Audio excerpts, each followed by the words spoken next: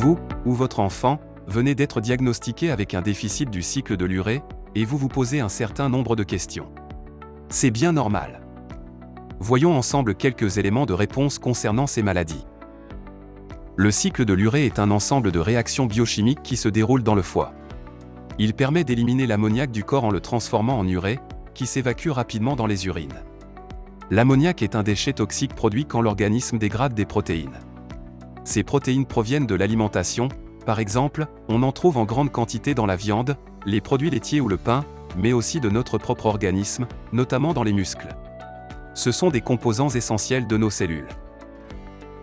Lorsque l'une des étapes de ce cycle ne fonctionne pas, l'ammoniac n'est plus éliminé correctement. Il s'accumule dans le sang, devient toxique et provoque les symptômes de la maladie. C'est ce qui est à l'origine d'un déficit du cycle de l'urée.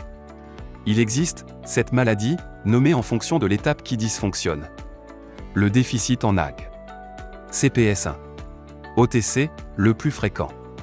Le syndrome triple H. La citrullinémie, ASS. Le déficit en arginase. Ces maladies sont rares et d'origine génétique, elles sont habituellement transmises par des parents bien portants, lors de la conception de l'enfant. Pour tous ces déficits, sauf l'OTC, la transmission se fait par les deux parents et les filles sont autant touchées que les garçons, on dit que ce sont des maladies autosomiques récessives.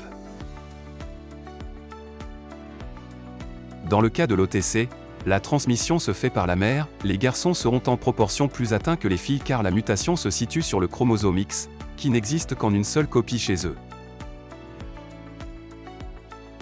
Selon la sévérité du déficit, les premiers symptômes peuvent apparaître soit à la naissance, soit plus tard dans la vie, dans l'enfance ou à l'âge adulte. Au cours d'une décompensation, les symptômes dépendent de la sévérité de l'hyperammoniémie.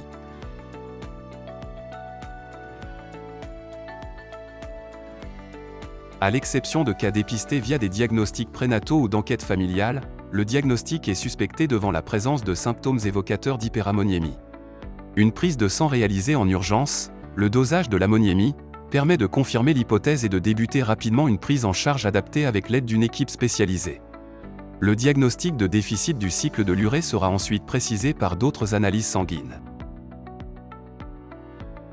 Une fois le diagnostic posé et la maladie équilibrée, le patient, ses parents ou d'autres aidants recevront une formation sur la maladie et son traitement par le médecin et la diététicienne spécialisée.